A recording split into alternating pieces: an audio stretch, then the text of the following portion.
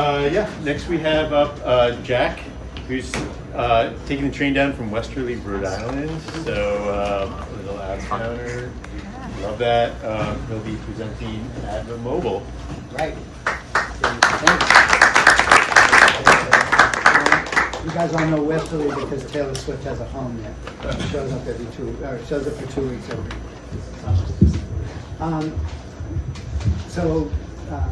Years and years ago, probably 10 years ago, at that point, the only way a fan could get music on their phone was through the carriers who had big deals with the labels.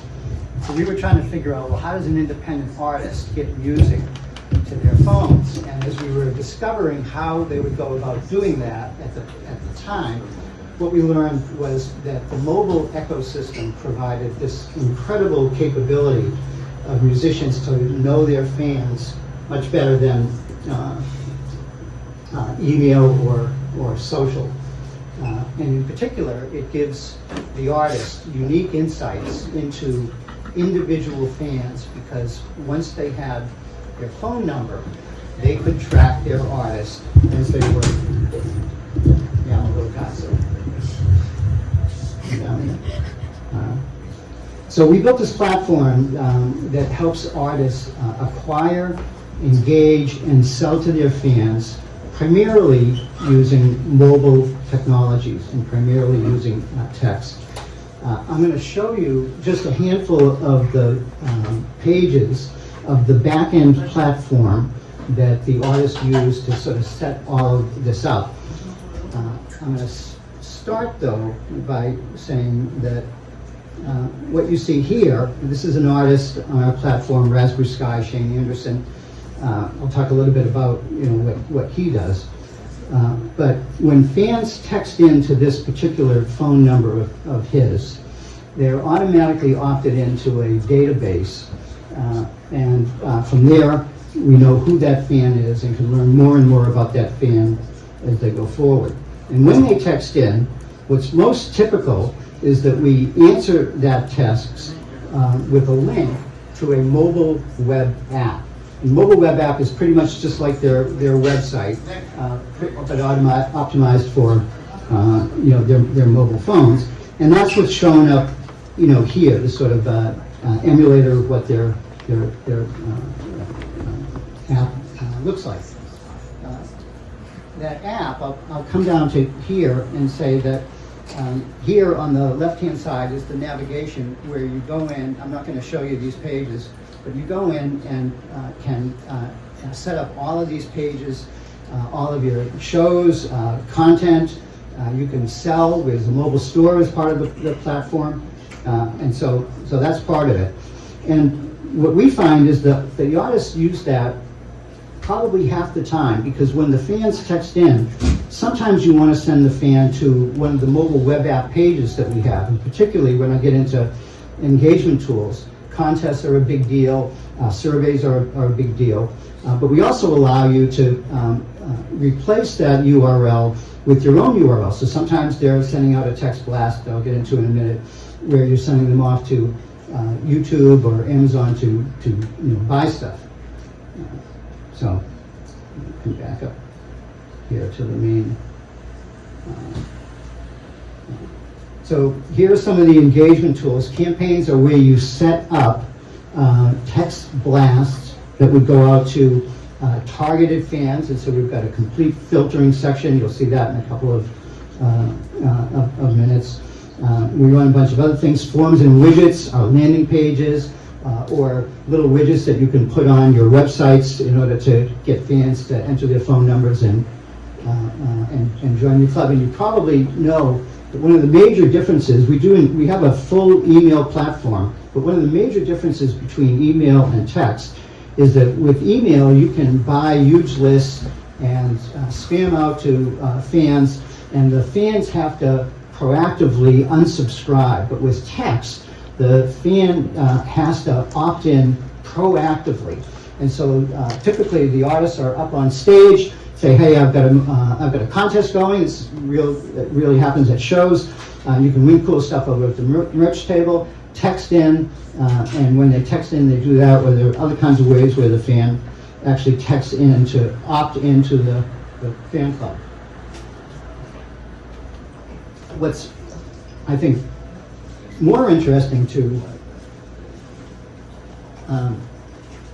each of you is sort of up here. I'm going to just show you again a couple of these pages.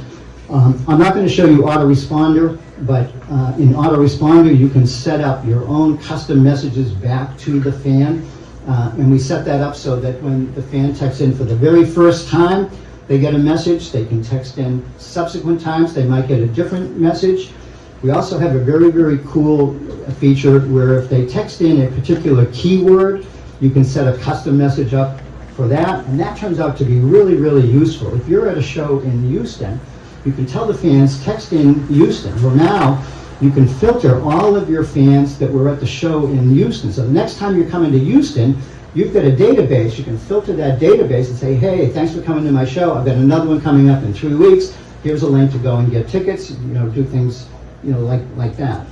Adva coaches a bunch of videos to help you learn how to use all of these particular features. But what I think you'll really enjoy is what we do with fans. So here's the main page of fans. And what I'm doing is, on this page, I'm summarizing all of the activities that are going on, the pages that they're viewing, how the fans are growing, how much money we're making on the particular platform. And from here, I can go to your fans, and I can, again, now I can start to segment and structure fans for my email, for my texting database. And again, the most popular part of this is that is for location, because you want to know, well, where are your fans, and particularly if you're traveling around the country and want to connect with fans location based, they do that. But you can create all kinds of tags where you can then segment based upon those particular tags.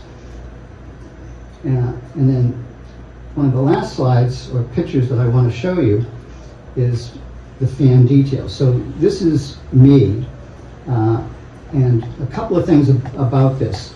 So I mentioned earlier that one of the things that you can do is you can learn about your fans. Well, when the fan is engaging on this mobile web app, because we know exactly who that fan is, we can start scoring that fan.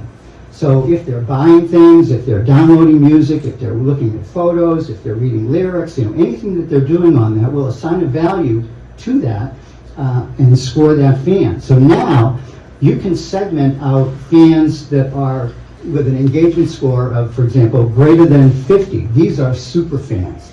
And so now you can start to target really precise, special things for your super fans. For this particular fan, you can sort of see the most recent activity that I have with that particular fan. On the right-hand side, you can see some summary stuff about how many times they visited, when they joined, things like that.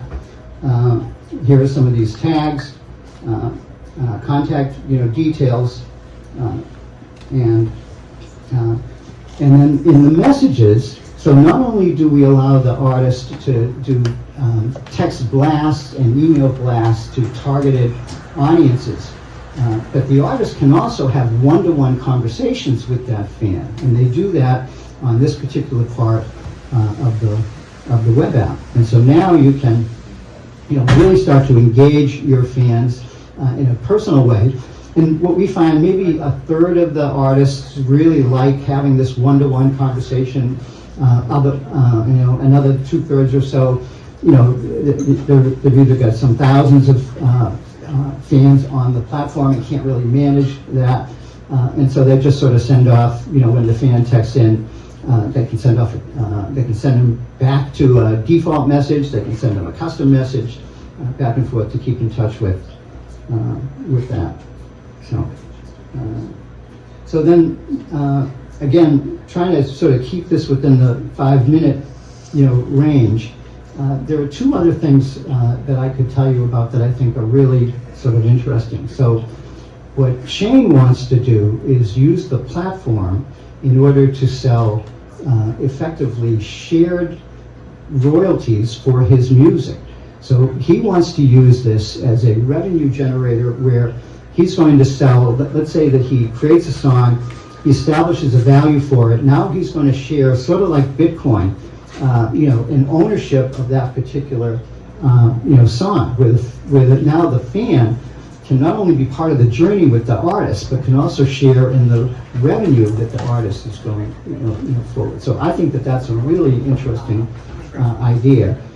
Another aspect of this that I could tell you about is that we are building an app. I'm about a month away of putting this entire thing on your phone, because Shane's real insight was, I want to be able to do this while I'm on the road, and I don't want to carry around my computer. And so we're building an app that'll be up on the stores. I bet within about 2 months. We're going through sort of testing, right now. And then the last thing I would say is that this platform is $19 a month, $250 a year. You get a mobile store, a marketing platform, your own phone number, the CRM database. It's all yours. And so again, a marketing platform that frankly someday may evolve into a real money generating via basically tokenizing your music to let fans contribute and invest in and share in the successful financial result of that music. So trying to stay within the time frame. Yeah. Again, lots and lots of stuff on the platform, but there's a good summary.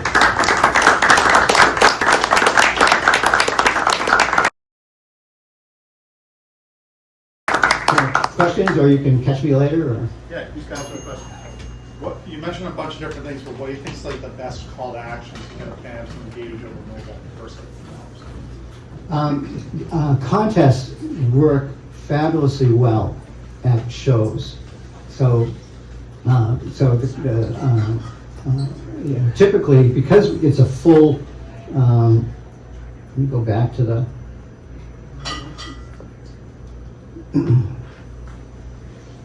because it's a regular fun, now just do a quick tangent. We used to use short codes. Short codes are fabulously expensive. We had shared short codes. The carriers got rid of them because they were being abused.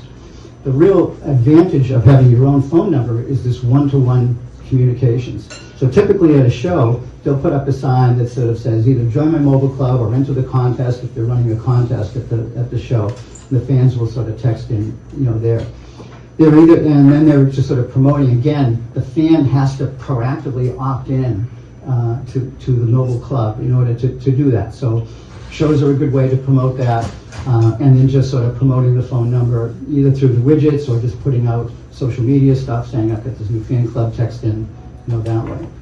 So, Thank you. Yeah. Okay. One more question. Yeah. The engagement score, Mhm. you mentioned that you can see who's uber engaged and who's not. Is that also visible to the actual fan to incent them to participate more? Sure. So no today, and I think that as we continue to evolve the platform, one question would be whether you wanted to try to create a community amongst the fans of that artist where they could start communicating, on the web app, themselves. We haven't chosen to do that yet. Right now, it really is sort of a tool for artists to, again, acquire, engage, and sell to fans. And the store, by the way, we don't do fulfillment, but we do digital fulfillment. And so the store, I'm not going to sort of get in this sort of short period of time, but the store is a full mobile store for the artist where they can put up music and also at the bottom of the store have links to Spotify, Amazon, things like that. So right now, we're not sort of, doing that. But it's not a bad idea. We keep thinking, do we want to add things like tip jar, or do we want to have a place where the fans can connect and they can see like, well, they're a starred fan, this, a super fan in that way. But we don't do that today. Can I ask a follow-up? Yeah. Are the profiles connected? Like, let's say I'm a fan of two different bands. Is my engagement score a combination of both of those, or are they individual? Right now they're individual. They're not connected. But as we continue to think about, particularly right now, the platform is really focused to the artist. But if we wanted to focus it to a label, well, how would you modify this for a label? And one of the answers to that would be, well, the label would then log in. They would see all of the artists and then maybe even all of the fans. And the other thing that I would say is that we often get requests from the artists who say things like, oh, so-and-so's on your platform. I want to text those fans because I think that they would like my music.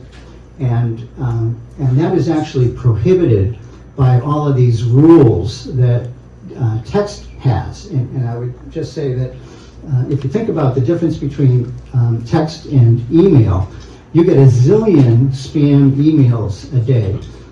We're getting more and more spam texts, but it still is pretty limited. The rules for text are incredibly complicated and barbarian, frankly, from the carriers, but they do protect the sort of text ecosystem, you know.